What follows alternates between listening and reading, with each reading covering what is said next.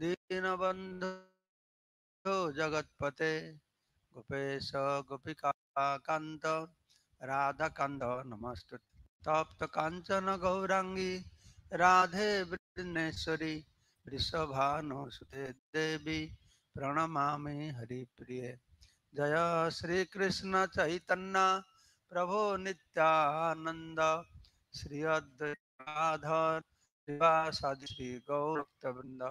हरे कृष्णा कृष्णा कृष्णा हरे हरे हरे राम राम राम हरे हरे। मुखं करोति वाचालं पंगुलं हैतगिरिं यत्कृपातमहं वन्दे परमानन्दं माधवं। श्रीगुरुदिनतारिणं श्रीचैतन्यैश्वरं नमः विष्णुपादाय कृष्णपृष्ठाय भूत সকালে বলছিলাম এই রাধারানী যে দ্বিতীয় ভাগ আছে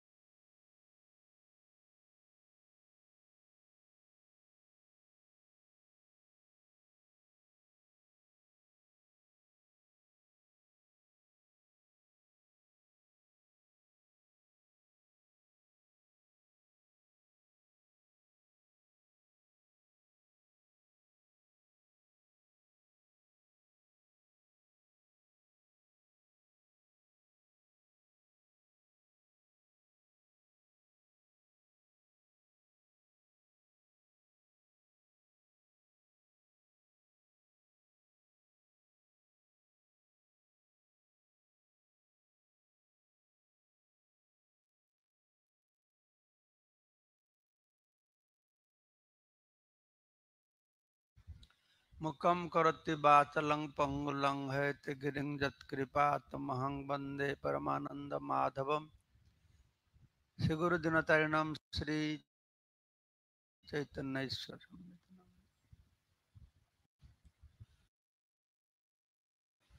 তো আমি সকালে বলছিলাম এই রাধারানী যে দ্বিতীয় ভাগ আছে সেখানে রাধা কৃষ্ণের ছোট ছোট লীলা কাহিনী কিছু বর্ণনা করা হয়েছে। তৎসঙ্গে সঙ্গে আরো কিছু বিষয়বস্তু বর্ণনা করা হয়েছে যেটাকে সচরাচর আমরা ততটা আলোচনা করি না, শুনি না। তো তার প্রথম পরিচ্ছেদে আমি বর্ণনা করেছি শ্রী রাধা ও শ্রীকৃষ্ণের অপ্রাকৃত মধুর প্রেম মধুর সম্বন্ধ,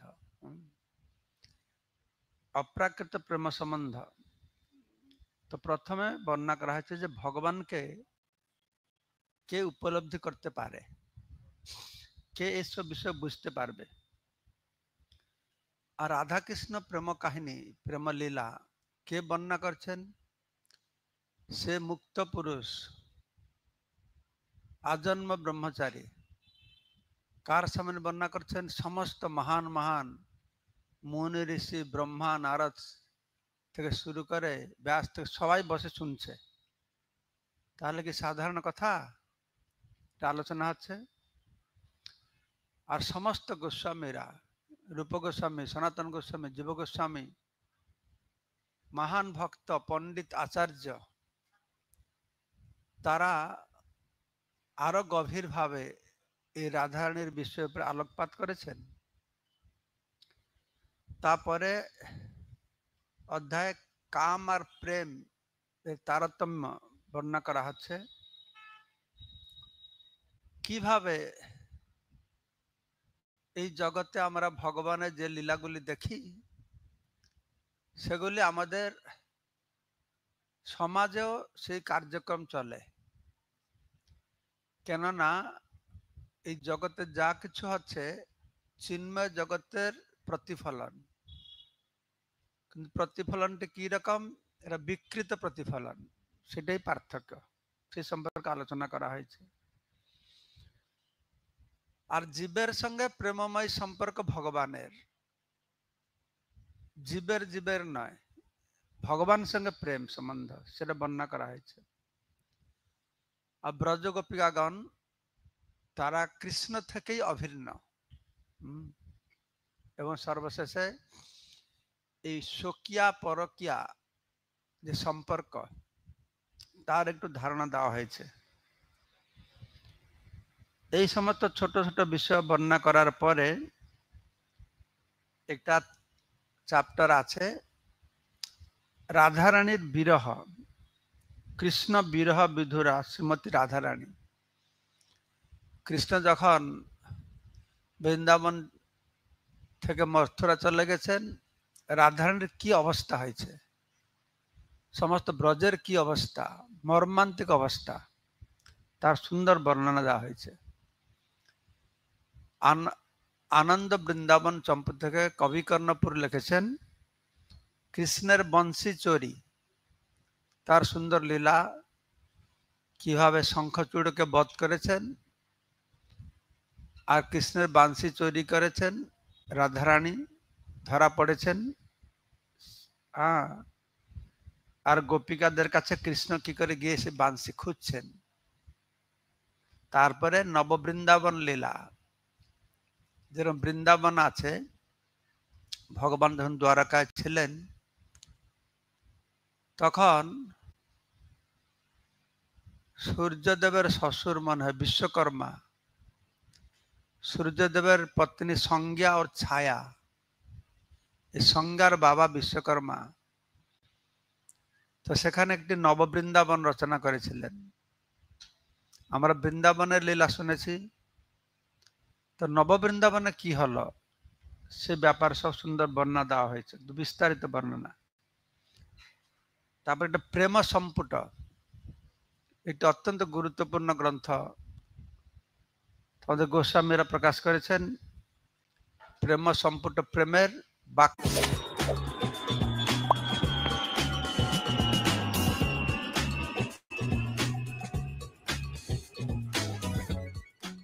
রূপ ধারণ করে রাধা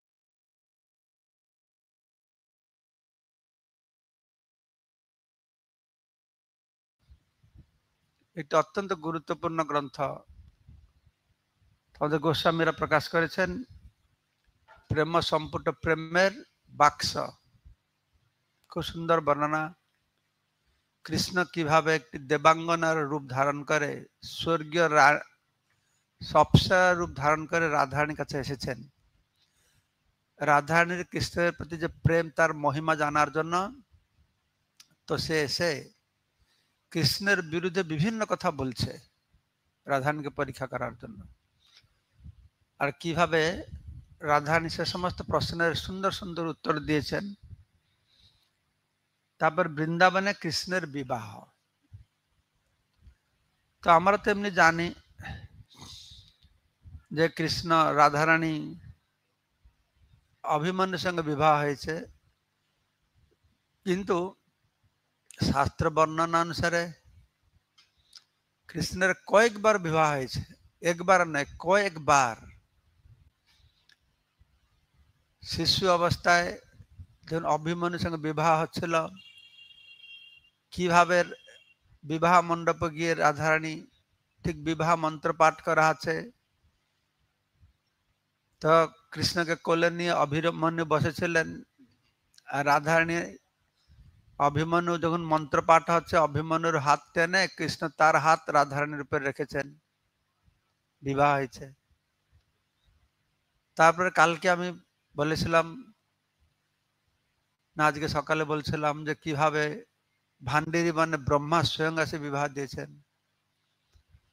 আরেকটা বিবাহের ব্যাপারে আপনারা নিশ্চয়ই শুনেছেন, ভাগবতে যেটা বর্ণনা করা হচ্ছে, ব্রহ্মা বিমোহন লীলা। যখন ব্রহ্মা সমস্ত বাছুর আর গোপ বালকদেরকে নিয়ে লুকিয়ে রেখেছিলেন, কৃষ্ণ নিজেকে গোপ বালক রূপে প্রকাশিত করে ব্রজবাসীর প্রতিটি ঘরে ঘরে অবস্থান করছিলেন 1 বছরের জন্য। আর পূর্ণমাসী সেই সময় ব্রজবাসীদেরকে বলেছে যে এখন খুব শুভ মুহূর্ত আছে, তোমাদের যত কন্যা, তখন তো বাল্য বিবাহ ছিল, তোমাদের সমস্ত কন্যাদেরকে বিবাহ দিয়ে দাও। তাই তারা সমস্ত কন্যাদের যে বিবাহ দিল, কাকে বিবাহ দিল? প্রতি ঘরে ঘরে তো কৃষ্ণই ছিল, গোপ বালকরা তো গুফায় শুয়ে আছে, তখনও কৃষ্ণের সঙ্গে বিবাহ হলো। এইভাবে কৃষ্ণের সঙ্গে আরো কয়েকবার আছে, কিন্তু কেউ জানতো না, এগুলো কেউ জানে না। এই না জানার কারণটা কি না, ভগবান এই ভৌমলীলা এসেছেন পরকীয়া রস আস্বাদন করবার জন্য। সবাই জানতে পারে যে রাধারানী যদি জানতে পারে কৃষ্ণ আমার স্বামী, কৃষ্ণ যদি জানতে পারে রাধারানী আমার স্ত্রী, সেটা যোগমায়া তাদেরকে জানতে দেয় না। তার বর্ণনা চৈতন্য চরিতামৃতে বর্ণনা করা হয়েছে যে রাধারানী জানে না কৃষ্ণ আমার নিত্য স্বামী, কৃষ্ণও জানে না রাধারানী আমার নিত্য পত্নী। যোগমায়া তাদেরকে ভুলিয়ে দিয়েছে পরকীয়া রস আস্বাদন করবার জন্য। তো ব্রজবাসীরাও জানে না। তো এই সমস্ত রাধারানীর সঙ্গে কৃষ্ণের মিলনকে বাধা বিঘ্ন সৃষ্টি করবে, সেই বাধা বিঘ্নকে অতিক্রম করে তার প্রেমাস্পদ ব্যক্তির কাছে সে গিয়ে পৌঁছাবে। এতে প্রেমের উৎকর্ষতা প্রকাশিত হয়। তো কৃষ্ণ বৃন্দাবন ছেড়ে চলে গেছেন, কিন্তু আপনারা জানেন যে কৃষ্ণ কোনোদিন বৃন্দাবন ছেড়ে যায় না। তো বাসুদেব কৃষ্ণ গিয়েছেন।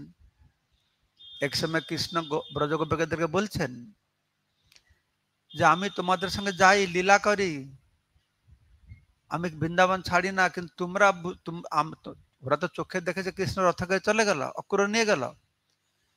তো কৃষ্ণ যখন এসে লীলা করছে সত্যি সত্যি, এরা বলছে মনে একটা স্বপ্ন দেখছি, মনের একটা ভ্রান্তি, এরা এটাকে মনে করছে। ঠিক আছে, তো কৃষ্ণ চলে গিয়েছে, কিন্তু তারপরে কৃষ্ণের সঙ্গে মিলন, ভাগবতে একটা মিলনের কথা বর্ণনা করা হয়েছে, কুরুক্ষেত্রে মিলন হয়েছিল। তারপর আমি গতকালকে বললাম সিদ্ধাশ্রমে কৃষ্ণের সঙ্গে রাধারানীর মিলন হলো। দ্বারকায় কিভাবে 16,108 গোপী দ্বারকায় প্রকাশিত হলো, এসব ব্যাপার রয়েছে। তো যখন কৃষ্ণের সঙ্গে কুরুক্ষেত্রে মিলন হলো রাধারানী গোপীদের, তার সুন্দর বর্ণনা চৈতন্য চরিতামৃতে রয়েছে। তো কৃষ্ণকে পেয়েও রাধারানী গোপীরা তারা সন্তুষ্ট হচ্ছে না। কেন না, তারা কৃষ্ণকে গোপ বেশে চায়, গোপ বেশ, গোপ ভাব। তো তারা এই ক্ষত্রিয় বেশ, ক্ষত্রিয় ভাব দেখে কৃষ্ণকে পেয়ে আনন্দ পাচ্ছে না। তারা সবাই চাইছে কৃষ্ণ যেন বৃন্দাবনে যাক। রাধারানী বলছেন অন্যের হৃদয় মন আমার মন বৃন্দাবন, মনে বনে একই করি মানি, তাহা তোমার পদোদয় যদি করা উদয়, তবে তোমার পূর্ণ কৃপা মানে। তোমাকে বৃন্দাবনে আসতে হবে। অনেক চেষ্টা করেছে কুরুক্ষেত্র থেকে বৃন্দাবনে নিয়ে যেতে, কিন্তু কৃষ্ণ বলছেন না, আমি এখন যেতে পারবো না, আমার 10-20 দিনের অপেক্ষা করো, আমি প্রায় সমস্ত অসুরদেরকে মেরে ফেলেছি, আর দুটো অসুর আছে, তাদেরকে মেরেই ছাড়ল দন্তবক্র। তো কৃষ্ণ বুঝাচ্ছেন, আমি তো তোমাদের জন্যই বৃন্দাবনের বাইরে আছি, বৃন্দাবনে ছিলাম, সবসময় অসুরেরা এসে উৎপীড়ন করলো, তোমাদের সমস্যা সৃষ্টি হবে, এজন্য মথুরা চলে গেলাম। মথুরায় কংসকে বধ করার পরে কংসর শ্বশুর থেকে শুরু করে তার যারা বন্ধু বান্ধব ছিল মথুরা আক্রমণ করলো। তবে দ্বারকা চলে গেলাম, আমি শুধু সমস্ত অসুরদেরকে বধ করব, তারপর তোমাদের কাছে যাব, তবে তোমাদের সঙ্গে থাকবো, নিশ্চিন্তভাবে থাকবো। ঠিক আছে? তো এইভাবে কৃষ্ণ সব অসুরদেরকে বধ করে তিনি কি করেছেন, এসে পৌঁছেছেন, ফিরে এসেছেন। তখন 100 বছর পূর্ণ হয়ে গেছে। আগে যখন ব্রজবাসী রাধারানীর সঙ্গে কৃষ্ণ মিলন হয়েছিল ব্রজের বাহিরে, কিন্তু এখন ব্রজের ভিতরেও হচ্ছিল, কিন্তু এটাকে ব্রজবাসীরা বা ব্রজগোপিকারা স্ফূর্তি বলে মনে করছিল, সাক্ষাৎ হয় না। শাল্য দন্তবক্রকে কৃষ্ণ বধ করে তিনি আবার বৃন্দাবনে ফিরে এসেছেন। তার রথে করে দারুক, তার রথ যে সারথি, এসে কৃষ্ণকে নিয়ে মথুরায় পৌঁছেছে। তো মথুরা নগরীর দ্বার দেশ প্রবেশ করেছে, আর সেখানে এসে বিশ্রাম ঘাটে কৃষ্ণ ভগবান কৃষ্ণ বিশ্রাম করেছেন, যমুনায় স্নান করেছেন। তখন তার পূর্ণ পরিতৃপ্তি, ধরাধামে আসার উদ্দেশ্য সাধন হয়ে গেছে, অসুরদেরকে সব বধ করে দিয়েছে, এখন নিশ্চিন্তে বৃন্দাবনে থাকবে, কেন অসুরদের আর ভয় নাই। তো বিনাশাত দুষ্কৃতাং কাজ হয়ে গেছে। তো এখন তার আর অস্ত্র ধারণ করা দরকার নেই। কৃষ্ণ ভগবান বৃন্দাবনে ছিলেন, তারা অস্ত্র ধারণ করেননি, তার কোনো অস্ত্রই ছিল না। মথুরা গিয়ে বাসুদেব কৃষ্ণ চতুর্ভুজ রূপ লোক দর্শন করেছে, আর শঙ্খচক্র গদা পদ্মকে বৈকুণ্ঠ থেকে ডেকেছে। তো যখন কৃষ্ণ ভগবান মথুরায় পৌঁছেছেন, সেখানে এসে তার পঞ্চজন্য শঙ্খ বাজিয়েছেন, আর ব্রজবাসীরা পঞ্চজন্য শঙ্খ শুনে খুব কৌতূহলী হয়ে উঠেছেন, আরে কৃষ্ণ এসেছে কি না, কৃষ্ণ কি দ্বারকা থেকে ফিরে এসেছে। তো সবাই ছুটছে, সে শঙ্খের আওয়াজ কোথা থেকে আসছে। একটু কাছে গিয়ে তারা দেখতে পাচ্ছে দূর থেকে এই রথের উপরে গরুড় ধ্বজা আছে। তো সেটা দেখে তারা নিশ্চিত হয়ে গেছে যে নিশ্চয়ই কৃষ্ণ এসেছে। তাদের আনন্দের আর সীমা থাকলো না, সবাই বিপুল আনন্দে বিহ্বল হয়েছে। তো খুব শীঘ্র নন্দ মহারাজ, যিনি একদম বিরহ কাতরে অধীর হয় দীর্ঘ প্রতীক্ষায় বসেছিলেন, শেষে কৃষ্ণকে ব্রজে বৃন্দাবনে মুখোমুখি দর্শন করছেন। তারপরে পারস্পরিক ভাব বিনিময়ের মহোৎসব শুরু হয়েছে। আমি যেটা পাঠ করে শোনাবো এটা অতি সংক্ষিপ্ত। এই বর্ণনা আছে গোপাল চম্পু গ্রন্থে, জীব গোস্বামী বর্ণনা করেছেন, আর শিল শিবরাম স্বামী মহারাজ কৃষ্ণ সঙ্গতি বইতে একথা বর্ণনা করেছেন। আর বিস্তারিত বর্ণনা রয়েছে। গোপাল চম্পুর কথা আছে গোলক বৃন্দাবনে নন্দ মহারাজ সভায় সেখানে মধুকণ্ঠ আর স্নিগ্ধ কণ্ঠ এই দুইজন বর্ণনা করছে গোলকে কি হচ্ছে। এইভাবে জীব গোস্বামী কথা বর্ণনা করেছেন। আর সে বই পড়লে সাধারণত আমাদের বুঝতে একটু কঠিন হবে। তো আমি এটা লেখার উদ্দেশ্য হচ্ছে যে ভক্তরা এটা পড়ে বুঝুক যে এরকম একটা জিনিস আছে। তো যখন যারা বিশেষ আগ্রহী থাকবে তারা আর গভীরভাবে প্রবেশ করে তার পূর্ণ ব্যাখ্যা শ্রবণ করতে পারবে। আমি খুব চুম্বকে এই কথাগুলি বর্ণনা করেছি এখানে। তো কৃষ্ণ নন্দ মহারাজদের খুব আনন্দ পেয়েছেন। কৃষ্ণ বলছেন এই দন্তবক্র শাল্য এরা আমাকে আসে ব্রজে প্রবেশ করতে বাধা সৃষ্টি করেছিল, কিন্তু সেসব অশুভ শত্রুদের এখন বিনাশ হয়ে গেছে। তো আমি এখন ব্রজে আমার বাড়িতে ফিরে এসেছি, আমি স্বগৃহে ফিরে এসেছি। তখন কৃষ্ণ দারুক তার সারথিকে বলছেন, তো আমি রথে করে ব্রজবাসীদের কৃষ্ণ বহু অলংকার নিয়ে এসেছেন, পোশাক নিয়ে এসেছেন, তার পরিজনদের জন্য রত্ন খাবার নিয়ে এসেছেন, মণি রত্ন সুগন্ধি তেল নিয়ে এসেছেন। তো দারুককে বলেছেন সেগুলো তুমি সব নিয়ে আসো। আর সেগুলো নিয়ে এসে সবাইকে ব্রজবাসী উপহার দিয়েছেন। আর কৃষ্ণের সে উপহার পেয়ে তারা খুব উৎফুল্লিত হয়েছে। আর তখন তারাও ব্রজবাসীরাও কৃষ্ণকে অনেক উপহার, তারা গোয়ালা বালক তো সেই রকম জিনিস দিয়েছে। তো কৃষ্ণ কি করেছেন, তার চক্র শঙ্খ চক্র গদা পদ্মকে ওই রথে রেখে দিয়েছেন, কারণ সেটা নিয়ে বৃন্দাবনে প্রবেশ করার কোনো দরকার নেই। মা যশোদাকে বলছেন আমার বাঁশি নিয়ে আসো, বেত্র নিয়ে আসো, ময়ূরপুচ্ছ এগুলো আনতে বলেছেন। সেই গোপবেশ গোপভাব তার প্রকাশিত হয়েছে। মা যশোদা এগুলো সব কৃষ্ণের নিয়ে এসেছেন। আর ভগবান শ্রীকৃষ্ণচন্দ্র বাসুদেব কৃষ্ণ আবার তার নয়ন বিমোহন শ্যামসুন্দর রূপে সেখানে প্রতিভাত হয় সমস্ত ব্রজবাসীদেরকে আনন্দ প্রদান করছেন।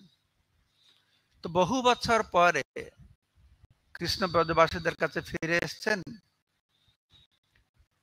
তো বহু বছর অতিবাহিত হয়ে গেছে, কিন্তু বহু বছর অতিবাহিত হলেও তাকে দেখতে মনে হলো যেই দিন কৃষ্ণ বৃন্দাবন ছেড়ে মথুরায় গিয়েছিলেন তাকে দেখতে যেই রকম ঠিক সেই রকমই ছিল। কালের প্রভাব, বয়সের প্রভাব তার উপরে কিছু দেখা যাচ্ছিল না। ঠিক সেই রকম বয়স, সেই রকম রূপ ছিল, সেই রকম স্বভাব ছিল। আর কৃষ্ণ দেখছেন ব্রজ ছেড়ে যিনি চলে আছেন বৃন্দাবন ছেড়ে, ব্রজবাসীরা যেরকম ছিল ঠিক সেই রকম। তার সেই প্রিয় সখীগণ প্রিয়জন বর্গের সাথে পুনর্মিলন হয়ে কৃষ্ণের অফুরন্ত আনন্দ জেগেছে। তো এইভাবে ব্রজবাসীরা সবাই আনন্দে বিমোহিত হয়ে গেছেন। তো তারা প্রার্থনা করছেন যেন নবপ্রাপ্ত এই সুখের সমাপ্তি না হয়। কৃষ্ণ ফিরে এসেছেন, সবার খুব আনন্দ, কিন্তু আনন্দের মধ্যে একটু নিরানন্দ লুকিয়ে রয়েছে, আনন্দের মধ্যে একটু ভয় রয়ে গেছে। তো কৃষ্ণ ব্রজে তার সখা সখীদেরকে নৃত্য গীত করতে শুরু করেছেন, খুব আনন্দ করছেন। তো দারুক ও রথে বসে আছে, আর কৃষ্ণ নন্দ মহারাজ অন্যান্য ব্রজবাসীদেরকে নিয়ে তো খুব আনন্দ করছেন। তো ব্রজবাসীদের আনন্দ হচ্ছে, রথটাকে দেখে তারা খুব বিরক্তি মনে করেছে। এই রথটা কেন এখানে দাঁড়িয়ে আছে? তারা মনে করছে এই রথটা যতদিন এখানে থাকবে ততদিন কৃষ্ণের দ্বারকা ফিরে যাওয়ার একটা সম্ভাবনা আছে। তো রথটাকে তারা দেখতে পারছে না। তো কৃষ্ণ ব্রজবাসীদের এই মনের ভাবকে বুঝতে পেরেছেন। কিন্তু তবুও তাদের কাছে জানতে চাইলেন তিনি ফিরে এসেছেন, তাতে খুশি না হয় তারা কেন দুঃখ পাচ্ছে, ভয় পাচ্ছে, আশঙ্কা কৃষ্ণ জানতে চাইছিলেন। সেটা আমি আসলাম ব্রজবাসীদেরকে আনন্দ দেওয়ার জন্য, তো তারা কেন শঙ্কিত আশঙ্কার মধ্যে আছে কেন? তো কৃষ্ণ বললেন যে ব্রজ ছেড়ে আমি কংসকে বধ করার জন্য, অসুধ হত্যা করার জন্য গিয়েছিলাম, আমার ভক্তের রক্ষা করার জন্য দ্বারকা গিয়েছিলাম। তা আমি আমার জীবন সবসময় তোমাদের সঙ্গে যুক্ত ছিল। ব্রজের বাইরে গেলে কি হবে? আমি এখন এসে গেছি, আমি এসেছি তোমাদেরকে আনন্দ দেওয়ার জন্য, এখনো তোমরা অসুখী।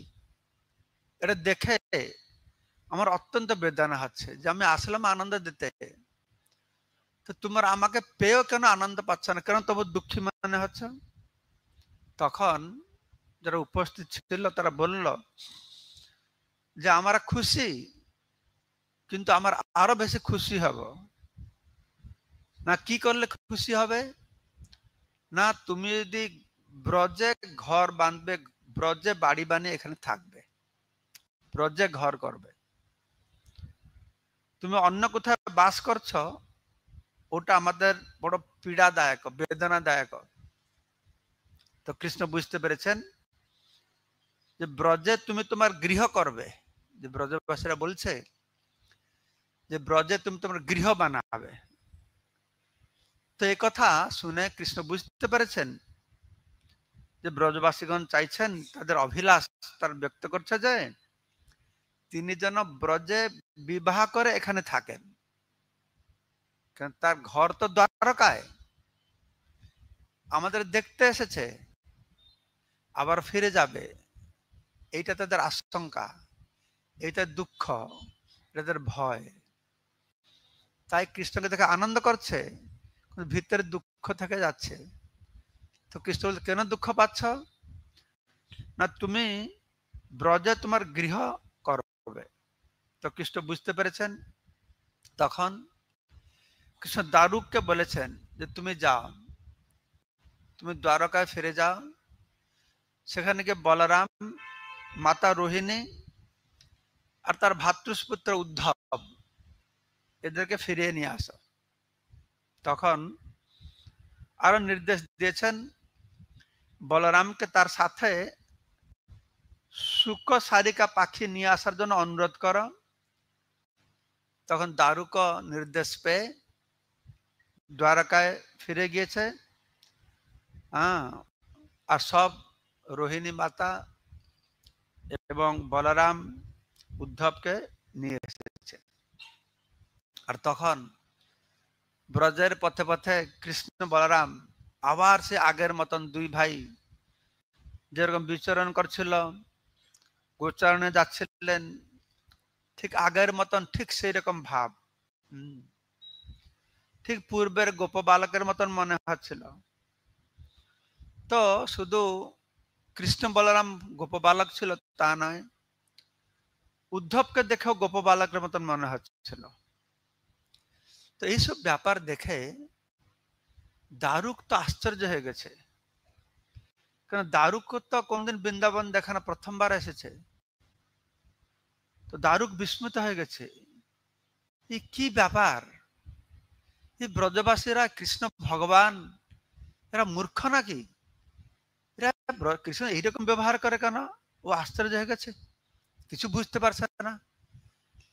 একবার একান্ত ভাবে সে কাকে জিজ্ঞাসা করবে যে ব্রজে মাথা খারাপ নাকি, এই কৃষ্ণকে দিয়ে কি করছে এখানে? তো উদ্ধবকে বলছে দারুক, উদ্ধবকে বলছে আমি যা দেখতে পাচ্ছি এই ব্রজবাসীগণের সবার কার্যকলাপ এরকম মায়াতে পড়ে গেছে, মনে হয় মায়া প্রভাবিত হয়ে গেছে। আমার কাছে এখানকার সবকিছু পরিবর্তন দুর্বোধ্য মনে হচ্ছে। কি হচ্ছে এখানে? এটা কি মায়াগ্রস্ত জীব নাকি? তো আমি এটা দেখে বড় বিচলিত হয়ে গেছি যে তারা কৃষ্ণকে নিয়ে কি করছে। কৃষ্ণকে গরু চড়াচ্ছে, গোচরণে পাঠাচ্ছে। তো এইভাবে সে ভাবছে। হ্যাঁ, তার তাকে বলছে, কাকে? উদ্ধবকে বলছে। তো আমি জানি না এই ব্যাপারটা কাকে আর বলবো, কার কাছ থেকে বুঝবো। সেজন্য আমি তোমার কাছে জিজ্ঞাসা করছি। উদ্ধব তো জানে ব্রজবাসীদের অবস্থা, মথুরা থেকে এসেই ব্রজগোপীদের কথা দেখে গিয়েছে। তো উদ্ধব বলছে, আরে তুমি একটা নম্বর ওয়ান মূর্খ, তুমি ব্রজ উপলব্ধি করতে পারোনি, এখানকার বিষয় তোমাকে মালুম, জানা নেই, সকলেই এখানে বাস করার যোগ্য নয়, এই ব্রজভূমি অত দুর্লভ, ব্রহ্মাও এই ব্রজবাসীদের চরণ রজ তার মস্তকে ধারণ করবার জন্য প্রার্থনা করছে। তুমি ব্রজভূমিকে কি মনে করছ? ব্রহ্মার দুর্লভ, শিব পর্যন্ত তারাও চাইছে এই ব্রজরজ তার মাথায় ধারণ করবে। তো ঘটনাক্রমে কৃষ্ণের সাথে রাধারানী আর তার অন্যান্য প্রেয়সী গোপীগণের কথা বর্ণনা করা হবে এখনই। তো একদিন রাধারানী তার সখীগণদেরকে নিয়ে একটা কুঞ্জের মধ্যে বসে আছেন, এক প্রান্তে বসে আছেন রাধারানী। তার সহচরী গোপীরা তাকে চারপাশে ঘেরে বসে আছেন। আর রাধারানীর দুঃখ, তার অন্তর খুব দুঃখে ভারাক্রান্ত। তো ঠিক সেই সময়ে পৌর্ণমাসী বৃন্দা দেবীকে সঙ্গে করে নিয়ে এই কুঞ্জে প্রবেশ করেছেন। তারা দুজন রাধার খোঁজ করছিলেন। পৌর্ণমাসী বৃন্দা দেবী রাধারানীকে খোঁজ করছিলেন। তো যখন রাধারানী দেখছেন পৌর্ণমাসী এসে গেছেন, তখন সঙ্গে সঙ্গে স্বাগত জানিয়েছেন, অভ্যর্থনা করেছেন, খুব সম্ভ্রমতার সঙ্গে দাঁড়িয়ে প্রণাম করছেন। তারপর পৌর্ণমাসী বৃন্দা দেবীকে বসবার জন্য আসন দিয়েছেন। তো রাধারানী পৌর্ণমাসীকে জিজ্ঞাসা করছেন, দেবী তুমি কি শ্রীর সম্বন্ধে কোনো সুসংবাদ আমাদের জন্য নিয়ে এসেছ?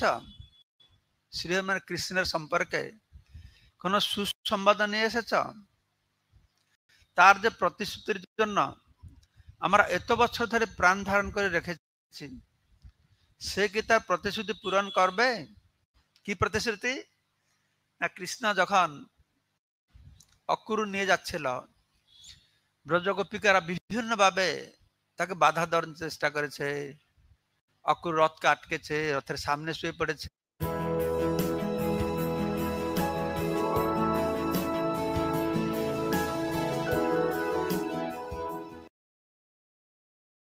বাধা দেওয়ার চেষ্টা করেছে। অকুর রথকে আটকেছে, রথের সামনে শুয়ে পড়েছে।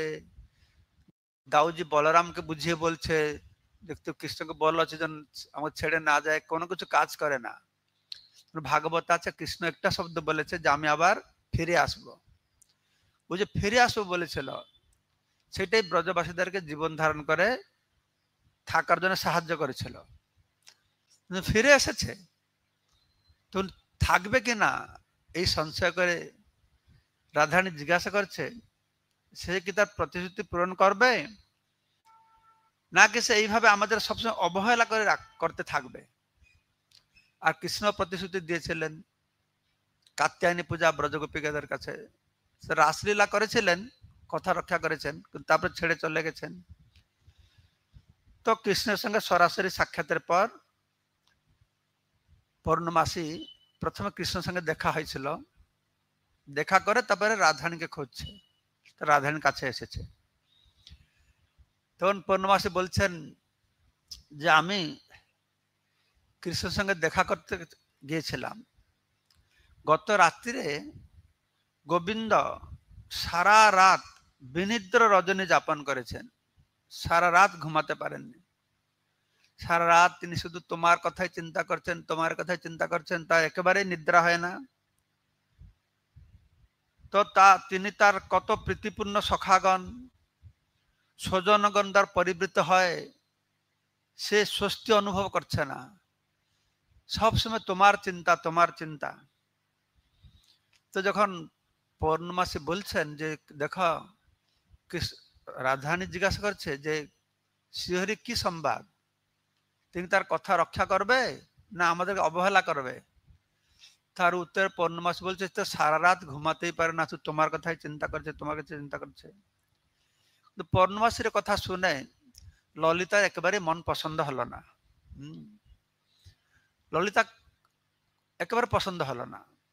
ললিতা বলল, আরে সে কৃষ্ণ সারা রাত জেগে থাকলে থাকুক, কৃষ্ণের পক্ষে সারা নিশি জেগে থাকার কোনো যুক্তি নেই। তাকে কে বলছে সারা রাত জেগে থাকতে, অনিদ্রা হয়? তাকে শুধু বলো সে যে প্রতিশ্রুতি দিয়েছে সেটা পূরণ করতে হবে। সে বুঝতে পারছে না আমার প্রিয় রাধা সখী কি যে কষ্ট পাচ্ছে, সে না বুঝতে পেরে তার কথাটা রক্ষা করবে কিনা সেটা চিন্তা করছে না, সারা রাতে ঘুমাতে পারে না, তাতে আমাদের কি আছে? ললিতা বলছে। তো বিশাখা কি বলছে? বিশাখা বলছে হ্যাঁ হ্যাঁ আমি বুঝতে পারছি কেন সারা রাতে ঘুমাতে পারছে না, না কৃষ্ণ ভালোভাবে জানে যে তার কথা রক্ষা করতে পারবে না, সেই জন্যই হরি বেদনা অনুভব করছে। তার কারণ হচ্ছে সে জানে যে সে সত্যবাদী নয়, সেটা মিথুক, প্রতারক, এ কথা জানে, এই জন্যই সারা রাত তার ঘুম হচ্ছে না, সে তার কথা রক্ষা করতে পারবে না, তার সেটাই বড় বেদনা। বেদনা তার। তো এরকম যখন ললিতা বলছে, বিশাখা বলছে, এ কথা শুনে রাধারানী বিরক্ত হয়েছেন। বিরক্ত হয়ে তাদেরকে ভর্ৎসনা করছেন, তুমি কৃষ্ণের সম্পর্কে এরকম কথা কেন বলছো, এরকম কথা বলতে নেই। তো কিন্তু সমস্ত সখীগণ রাগ প্রকাশ করছিল। কৃষ্ণ রাধারানীকে পরিত্যাগ করে চলে গেল, আর এত বছর ধরে রাধারানী পীড়া ভোগ করছে, বিরহ বেদনায় কত ক্রন্দন করছে। তারপর অবশেষে বহু বছর পর কৃষ্ণ ফিরে এলো। তো গোপীরা বলছে যে রাধারানী যে কত কষ্ট পেল, তো কৃষ্ণ বুঝলো না, সেখানে গিয়ে 16 সহস্র মহিষীকে বিয়ে করে থাকলো। তারপরে এখানে যে ফিরে এসেছে, তো রাধাকে চিনতেই পারছে না, সে রাধাকে চিনতেই পারলো না। তো রাধারানী একটা তখন কি করেছেন, এটা কাগজে না পাতায় কিছু লেখে পূর্ণমাসীর হাতে দিয়েছেন। তো সেখানে রাধা বলছেন যে দেবী, আমরা স্থির করেছি যে আমরা যদি কৃষ্ণের চরণ কমলে আশ্রয় প্রাপ্ত না হই, তাহলে আমরা সবাই প্রাণ বিসর্জন করব। এটা চিঠি লিখেছে। তো পূর্ণমাসী সে কাগজটা খুলে পড়ছেন, সে কাগজে লেখা আছে 3টে বিষয়। তো ব্রজগোপিকা রাধারানী লিখছেন যে কৃষ্ণ যদি ধর্মনীতি লঙ্ঘনের চিন্তায় অত্যন্ত উৎকণ্ঠিত হয়ে ব্রজগোপিকাদেরকে বিবাহ না করে, ধর্মনীতি লঙ্ঘন হবে। ব্রজগোপিকাদের বিবাহ করলে এটা অধর্ম ব্যাপার, অসামাজিক, অনীতি কথা। তো এই ধর্মনীতি লঙ্ঘন হবে এই চিন্তা যদি সে বিবাহ না করে, যদি তার প্রতি তাদের প্রেমকে এভাবে সম্পূর্ণ অগ্রাহ্য করে, আর নন্দ মহারাজ তার পুত্র কৃষ্ণকে আমাদের সঙ্গে বিবাহ দিলে বিবাহের সম্ভাবনা যদি লজ্জা পায়, লজ্জা হবে, আমার ছেলে অপরের বউদেরকে বিবাহ করলো, যদি লজ্জা পায়। এবং যদি গোপবালিকাদের সাথে কৃষ্ণের বিবাহ হলে ব্রজবাসীগণ দোষারোপ করে, তাহলে সেই দুর্ভাগ্য পীড়িত ব্রজ ললনাগণ স্বেচ্ছায় তারা প্রাণ বিসর্জন বা ত্যাগ করবে, এই প্রতিজ্ঞা করেছে। এটা লেখে পূর্ণমাসীর হাতে দিয়ে দিয়েছে। এই তিনটা কারণে কৃষ্ণ যদি এই বিবাহকে অনৈতিক বলে মনে করে, ব্রজরাজ নন্দ মহারাজ যদি লজ্জা মনে করে, ব্রজবাসীরা যদি দোষারোপ করে, তার জন্য যদি বিবাহ না হয়, তাহলে আমরা সবাই প্রাণ বিসর্জন করব। কেননা কৃষ্ণের আশ্রয় ব্যতীত আমাদের আর জীবন ধারণ করতে চাই না। তো এটা সে কাগজে লিখে দিয়েছেন। তো একথা শুনে একথা পৌর্ণমাসী পাঠ করছেন, তখন বৃন্দাবন জোরসে কান্না করতে শুরু করে দিয়েছে। সে প্রতিবাদ করে বলছে, না না না না, এ হতে পারে না, হতে পারে না। তো রাধারানী ও তার সকল সখীবৃন্দ তখন একসঙ্গে ঘোষণা করছে, এই হচ্ছে আমাদের প্রতিজ্ঞা, আর আমরা এই প্রতিজ্ঞা পূর্ণ করবই করব। এই শেষ আলটিমেটাম। হ্যাঁ, আমরা অতদিন ধরে বেঁচে আছি, আর আমাদের বাঁচা দরকার নেই।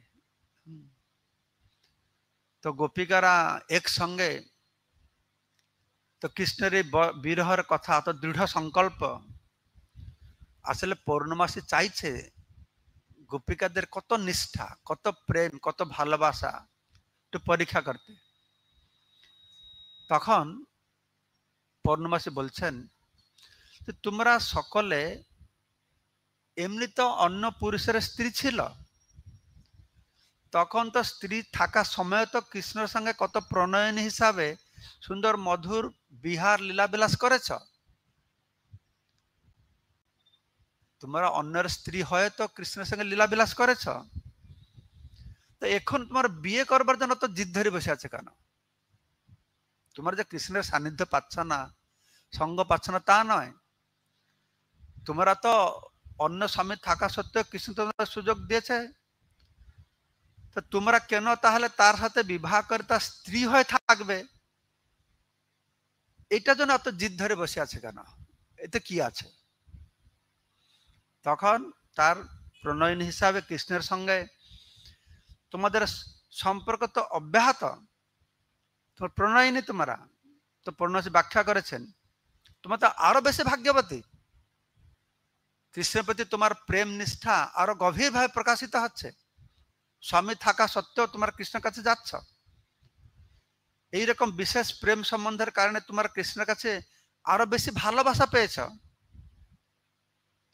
তোমরা তোমার স্বামীকে ভালোবাসো, সে তোমার স্বামী বলে, না হলে ভালোবাসতো না।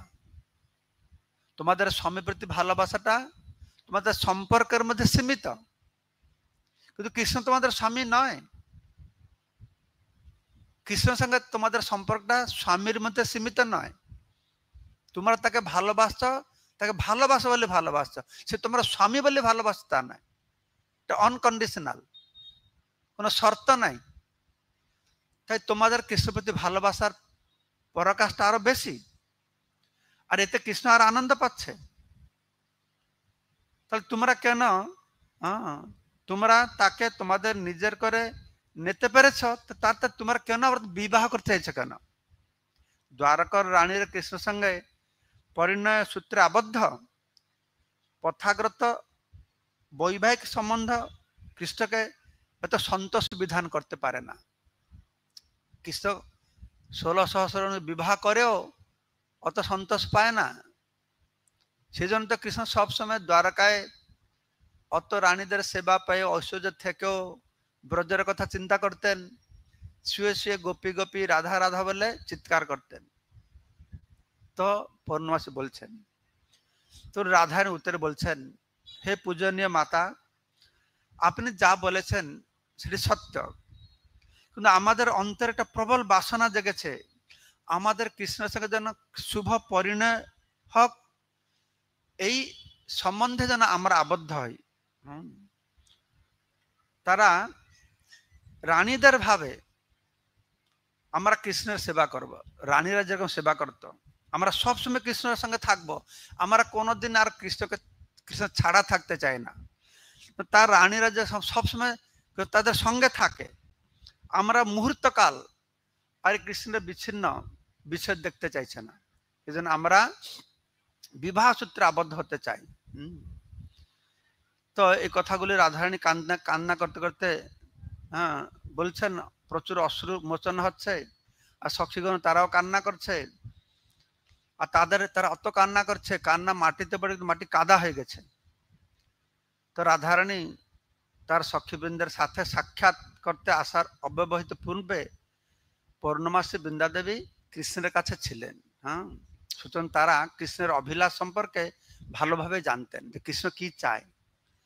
তো পূর্ণমাসী বললেন কৃষ্ণ কি চায়, কৃষ্ণ জানতে পেরেছে ব্রজবাসীরা সুখী নয়, আমি এসেছি, তারা চাইছে আমি এখানে ঘর বানিয়ে থাকবো। তখন তারা বলছে, কৃষ্ণ বলেছে উপযুক্ত সময় এলে কৃষ্ণ তোমাদের সকলকে বিবাহ করবে, তোমার কোনো চিন্তা করো না। কিন্তু সর্বপ্রথমে ব্রজবাসীগণের কাছে আমাকে অবশ্যই একটি সত্য প্রকাশ করতে হবে।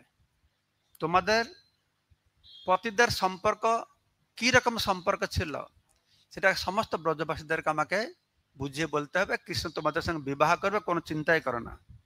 ঠিক আছে? তখন এই আশ্বাস বাণী শ্রবণ করে তখন রাধান চোখের জল মুছেছে আর বলছেন, জিজ্ঞাসা করছেন আমাদের পতিদের সম্বন্ধে কি সেই সত্য। যে পূর্ণবাসী বলতো পতিদের সঙ্গে তোমাদের সম্পর্কটা কি, আমি সারা ব্রজবাসীদের জানাতে চাইছি না, সেটা কি জিনিস। পূর্ণমাসীর সম্বন্ধে আর কিছু বললেন না। তার পরিবর্তে বললেন উপযুক্ত সময় আসবে, সবাই জানতে পারবে যে ব্রজের গোপসুন্দরীদের জন্য কৃষ্ণ একমাত্র নিত্যপতি, কৃষ্ণ তাদের একমাত্র পতি।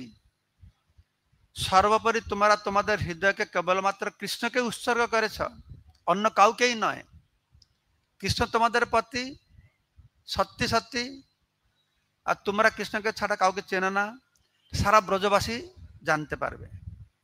কৃষ্ণের প্রতি তোমাদের প্রেম অত্যন্ত পবিত্র, আর সেই প্রেম নিশ্চিতভাবে তোমাদের সাথে কৃষ্ণের মিলন করবে। সুতরাং তোমরা আরো ক্রন্দন করো না। তো এই কথা শ্রবণ করে তখন ব্রজগোপিকারা রাধারানী তাদের ক্রন্দন বন্ধ করেছে। তো আমরা তো ইতিমধ্যে তখন তারা কান্না বন্ধ করেছে। তো শুনে কিছু ব্রজ রমণীরা বলছে, তারা ক্রন্দন বন্ধ করে বলছে, নিজেদের মধ্যে এরকম কথা বলা বলি হচ্ছে, কিছু গোপীরা কথা বলা বলি হচ্ছে, তো আমরা তো ইতিমধ্যে বিবাহিত, তো আমাদের সেই বিবাহ কিভাবে অসিদ্ধ হবে, এমন করে কৃষ্ণের সাথে আমাদের আবার বিবাহ কি করে হবে, এটা কি করে সম্ভব হবে। এরা বুঝতে পারছে না যে পূর্ণমাসে কি বলে গেল, আমাদের বিবাহিত আবার বিবাহ দেবে, কিভাবে হবে। তো রাধা প্রার্থনা করে বলছেন, হে দেবী, আশা করি তোমার কথা সত্য হোক, আমরা অপ্রাকৃত সুখ লাভ করব, কি করে সম্ভব হবে আমরা জানি না, কিন্তু তোমার প্রতি আমাদের ভরসা আছে। এই দীর্ঘকাল কৃষ্ণের বিরহ যন্ত্রণা যে ভোগ করছি, ঠিক কি রকম না সীতা দেবী অশোক বনে থেকে যে কষ্ট পাচ্ছিলেন, রুক্মিণী দেবী যেমন শিশুপালের ভয়ে যাতনা ভোগ করছিলেন, আমাদের ঠিক সেই রকম অবস্থা ছিল। ঠিক একই রকম ভাবে আমরা এইসব পুরুষদের গৃহে নিবদ্ধ হয়ে কষ্টে সময় কাটিয়েছি। সীতা দেবী অশোক বনে যেরকম বাস করছিল, ঠিক সেই রকম আমরা সেখানে বাস করেছিলাম বন্দী হয়ে, রাবণের ঘরে বন্দী হয়ে থাকার মতন আমাদের অবস্থা। আমাদের পতিগৃহে অবরুদ্ধ থেকে আমরা ছিলাম, কিন্তু আমাদের পতি কোনোদিন আমাদের স্পর্শ করে না, আর স্বপ্নেও আমরা ওদেরকে স্পর্শ করি না। আমাদের জন্য একমাত্র পুরুষ ছিলেন কৃষ্ণ। কৃষ্ণ ছাড়া আমরা আর কাউকে জানতাম না। তো গোপিকাগণ এইভাবে আলোচনা করছেন, আলোচনা করতে লাগলো। কৃষ্ণ বলছে যে যদিও কখনো কখনো তার ভক্তগণ তার থেকে কিছুকাল বিচ্ছিন্ন হতে থাকে, তার আলোচনা করছে, কৃষ্ণ তো বলেছে যে আমি ভক্ত থেকে বিচ্ছিন্ন হলেও কিন্তু পরিশেষে অবশ্যই আমার ভক্তের সঙ্গে আমার মিলন হব। এটা গোপীরা পরস্পর আলোচনা করছে যে কৃষ্ণ এই কথা বলেছে। মহান ব্যক্তিগণ বলে থাকেন যে কেউ যদি ধৈর্য ধরে প্রতীক্ষা করে তাহলে একদিন না একদিন কৃষ্ণ কৃপা করবেনই করবেন। কিন্তু প্রশ্ন হচ্ছে আমাদের ক্ষেত্রে এটা কবে হবে বা কিভাবে হবে, কিভাবে হতে পারে। আমরা অতদিন ধরে প্রতীক্ষা করেছি, তা কি করে সম্ভব হবে। তখন পৌর্ণমাসী বলছেন না না কোনো এরকম অধৈর্য হবে না, কিছুদিন ধৈর্য ধরে থাকো।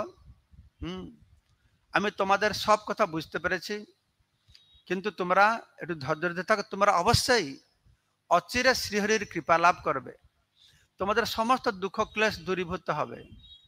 কিন্তু তার আগে এই যে পত্রটি তোমরা লিখেছ আমাকে দিল, তোমরা প্রাণ বিসর্জন করবে, এটা না হলে সেটা, এটাকে ছিঁড়ে এই যমুনা নদীতে ফেলে দাও, আমি সব দায়িত্ব নিলাম কি করতে হবে।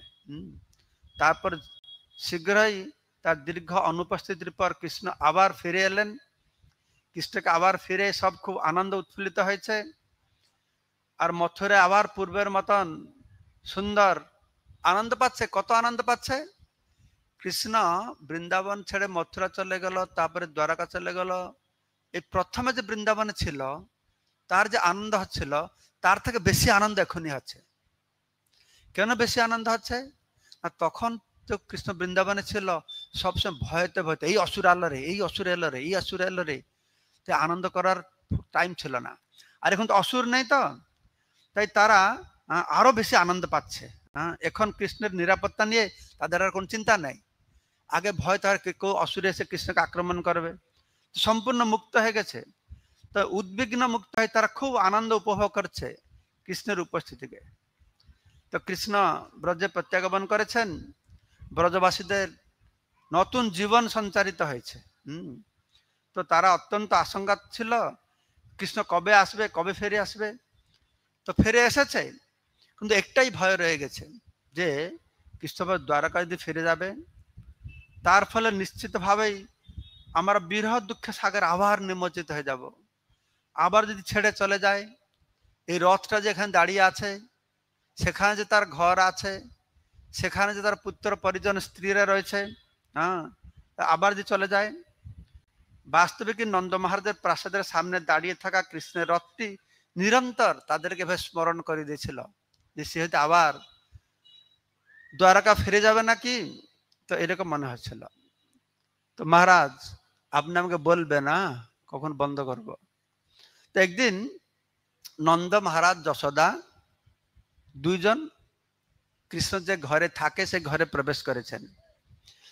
কৃষ্ণ সঙ্গে সঙ্গে উঠে নন্দ যশোদাকে প্রণাম করেছেন, আর নন্দ যশোদা নন্দ মহারাজ কৃষ্ণের একটা হাত ধরেছে, আর মা যশোদা একটা হাত ধরিয়ে দুজন দুই পাশে বসে কৃষ্ণকে মাঝে বসিয়েছেন।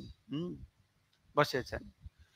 তখন নন্দ মহারাজ বললেন, আমরা দুঃখের আন্ধার হতে বেরিয়ে এসেছি, তোমার উপস্থিতির ফলে আমরা অসীম সুখ প্রাপ্ত হচ্ছি। নন্দ মহারাজ বলছেন, আমার দুঃখে জর্জরিত ছিলাম, তুমি এসেছো, আমরা খুব আনন্দ পাচ্ছি। তো কৃষ্ণ উত্তরে বলছেন, তোমরা সকালে সুখী হয়েছ দেখে আমিও খুব সুখ অনুভব করছি, আমিও খুব আনন্দ পাচ্ছি। তো নন্দ মহারাজ বলছেন, কিন্তু পুত্র তোমাকে এখানে পেয়ে আমরা খুব আনন্দিত, তা সত্ত্বেও আমরা সবাই একটা বড় আশঙ্কিত, বড় আশঙ্কায় রয়েছে। তোমার হয়তো দ্বারকার প্রতি বৃশ্চিকের প্রতি কোনো দায়িত্ব রয়েছে, সেজন্য তোমাকে হয়তো একদিন বৃন্দাবন ছেড়ে সেখানে চলে যেতে হবে। তখন কৃষ্ণ বলছেন, হে পিতা, হে মাতা, আমি আর কখনোই বৃন্দাবন ছেড়ে যাব না। এই যে ফিরে এসেছি, আমার সেরকম কোনো অভিপ্রায় নেই আমি আবার দ্বারকা ফিরে যাব, এই মতলবে এখানে আসি না, আমি এইখানেই থেকে যাব। তুমি হয়তো আরো ফিরে যাওয়ার ইচ্ছা করো না, মা যশোদা বলছেন, তোমার হয়তো ইচ্ছা নেই, তুমি হয়তো বিচার করেছো আমি এখানে থাকবো, কিন্তু অন্যদের দুঃখ দর্শন করে এরকম কোন একটা পরিস্থিতির সম্মুখীন হবে, তুমি নিজেকেও নিয়ন্ত্রণ না করে তোমাকে যেতে হবে। তো বৃন্দাবন বাহিরে যেতে হবে। কোন রাজা যদি তোমার শত্রুভাবাপন্ন হয়ে উঠে, দ্বারকাকে আক্রমণ করে, পাণ্ডব কৌরবদের যুদ্ধ হয়, তোমার স্ত্রী পুত্রগণ রয়েছে, তারা যদি তোমার ডিমান্ড দাবি করে তোমাকে যেতেই হবে, তাদের কথা তুমি ফেলতে পারবে না, দ্বারকায় ফিরে যাবে না, তুমি দ্বারকায় ফিরে যাবে না। তো এইভাবে তার আশঙ্কা ব্যক্ত করে মা যশোদা কৃষ্ণকে একদম জড়িয়ে ধরেছেন, তাকে চুম্বন দিচ্ছেন, তো তাকে আদর করে অশ্রুপাত করে তার মাথাকে ভিজিয়ে দিয়েছেন। তো তিনি কৃষ্ণের আশ্বাস বাক্যে আদৌ আশ্বস্ত হতে পারে না। কৃষ্ণ যে বলছে, কথা দিচ্ছে যে আমি দ্বারকা ছেড়ে এসেছি, আর কোনোদিনই ফিরে যাবে না, কিন্তু মা যশোদা এইসব যুক্তি দেখাচ্ছেন। তো এই কারণে হয়তো তুমি কোনোদিন না কোনোদিন বৃন্দাবন ছেড়ে চলে যেতে পারো। তো নন্দ মহারাজ বলছেন, তুমি যদি আমাদের সকল ব্রজবাসীগণের প্রকৃত আনন্দ দিতে চাও, তাহলে তোমাকে আরো কিছু বেশি দেখাতে হবে। এই ব্রজে এসে গেছ, এইটুকু দেখালে হবে না, আর আমাদের আশ্বাস বাক্য শোনাচ্ছ, তাতে হবে না। আমাদের জন্য আস্থাবর্ধক আরো কিছু তোমাকে করতে হবে। তোমাকে এমন কিছু করতে হবে যে আমাদের কোনো সন্দেহ আর না থাকে। তুমি যে ব্রজ ছেড়ে যাবে না, আর কোনো সন্দেহ থাকবে না, তুমি সত্যিই এখানে ব্রজে অবস্থান করবে, এরকম কিছু করো, তুমি করে দেখাও। আশ্বাসন বাণী দিলে হবে না, এখানে ফিরে আসলে হবে না, কিন্তু করে কাজে করে দেখাও, যেটা দেখলে আমাদের পূর্ণ ভরসা হবে না কৃষ্ণ এবার এখানে থাকবে। কৃষ্ণ বলছেন, বাবা আপনাদের জন্য আমি কি করতে পারি আমাকে এক্ষুনি বলুন, আপনার যা বলবেন না তাই করব। কি করলে তোমরা বিশ্বাস করবে যে আমি ব্রজ ছেড়ে যাব না? তো মাতা যশোদা বলছেন, একমাত্র একটি কাজ বাকি আছে, ওটা তুমি করলে আমরা আশ্বস্ত হব। সেটা কি না, তোমাকে অবশ্যই কোন ব্রজকন্যাকে বিবাহ করতে হবে, এইখানে পরিবার নিয়ে নিবাস করতে হবে, আর তোমাকে গোপ জাতির রীতিনীতি পালন করতে হবে। ব্রজকন্যাকে বিবাহ করতে হবে, আর গোপ জাতির রীতিনীতি ক্ষত্রিয় ভাব, ক্ষত্রিয় বেশ নয়, তোমার এইখানে ব্রজকন্যাকে তোমাকে বিবাহ করতে হবে। তখন মা যশোদা এটা বলছেন। তো নন্দ মহারাজ মা যশোদার কথায় তৎক্ষণাৎ তিনি সম্মতি দিয়েছেন। হ্যাঁ হ্যাঁ হ্যাঁ, তুমি গোপগণের যুবরাজ, এটা তোমার কর্তব্য। তোমার মাতা যেমন প্রস্তাব দিলেন তেমনটি করলে তাতে আমাদের সবাই প্রত্যয় হবে, আমরা বিশ্বাস করব যে তুমি সত্যি সত্যি আমাদের আশ্বাস দিচ্ছ। একমাত্র এই কর্মটি দ্বারাই তুমি আমাদের শান্তি দিতে পারবে। তো এই কথা বলে নন্দ মহারাজ মা যশোদা খুব করুণ দৃষ্টিতে কৃষ্ণের দিকে তাকিয়ে রয়েছেন। আর তা বাবা মার এই করুণ দৃষ্টি দেখে কৃষ্ণর সহ্য করে থাকতে পারে না। তো তিনি কি করেছেন, দীর্ঘ নিঃশ্বাস ছেড়েছেন। দীর্ঘ নিঃশ্বাস ছেড়ে উত্তর দিয়েছেন, হ্যাঁ আমি তোমাদের আজ্ঞা পালন করব। The biggest mistake when starting a business is investing all your money in a complex website. GoDaddy allows you to create a beautiful catalog for your products and engage directly with your customers. Simplify your online presence with GoDaddy Show in Bio. মাতা দয়া করে, মানে মার চোখে জল দেখে কৃষ্ণ আরো উদ্বিগ্ন হয়ে উঠেছেন। মা যশোদা, তুমি আরো কান্না করবে না, আরো কান্না করবে না, শুধু আমাকে বলো কোন গোপকন্যাকে আমি বিবাহ করব, আমি সম্পূর্ণভাবে তোমার আদেশ পালন করব। তো নন্দ মহারাজ ও মা যশোদাকে কৃষ্ণ কাছে টেনে আদর করতে লাগলেন। আর পিতামাতার এই সুখমগ্ন দেখে কৃষ্ণ খুব আনন্দ পেয়েছেন যে আমি ব্রজে ব্রজকন্যা বিবাহ করব, যে মা বাবা কত আনন্দ পাচ্ছে। তো কৃষ্ণ খুব আনন্দিত হয়েছেন। তারপরে কৃষ্ণের সঙ্গে দেখা করে তো নন্দ যশোদা তার ঘর থেকে বেরিয়ে এসছেন। আর কৃষ্ণ চিন্তা করছেন যে আমি তো প্রতিশ্রুতি দিলাম, তো কিভাবে এটা ব্যবস্থা হবে, এই যোগমায়া কিভাবে এই ব্যবস্থা সংগঠন করবে, কৃষ্ণ চিন্তা করছেন। আর ইতিমধ্যে তো দারুক রোহিণী মাতাকে নিয়ে ফিরে এসেছেন, বলরাম এসে গেছে, রোহিণী এসে গেছেন, বিরাট অভ্যর্থনা হয়েছে।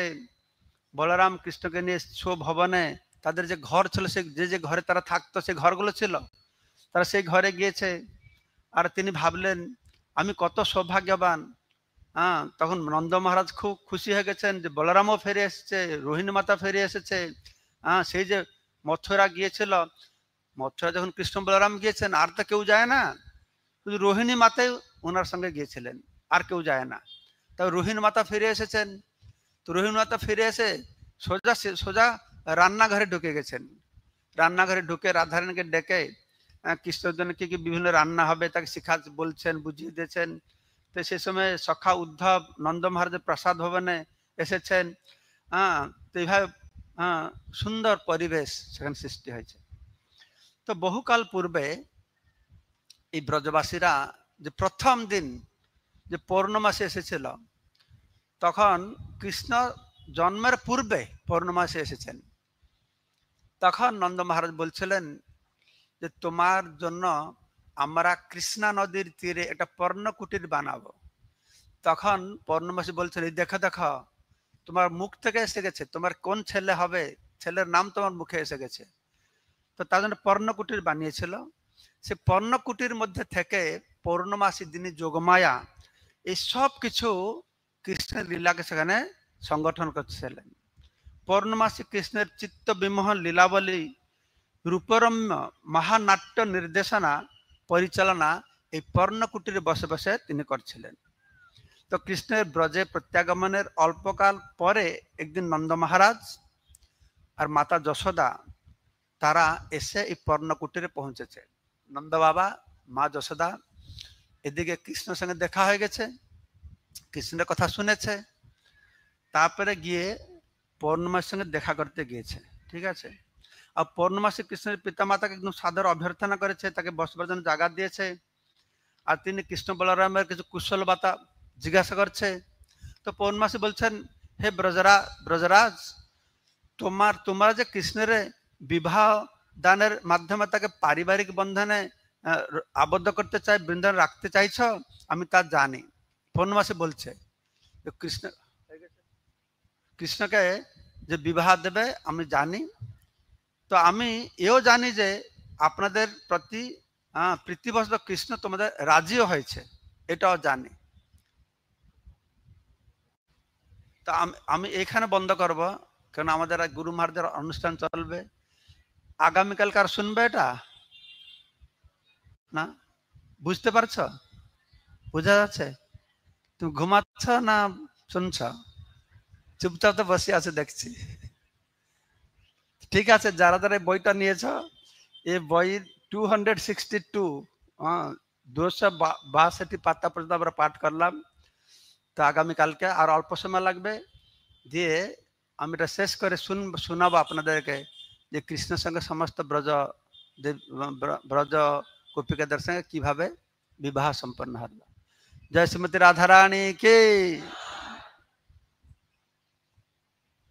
হরে কৃষ্ণ, হরে কৃষ্ণ, রাধে সবাই, রাধে।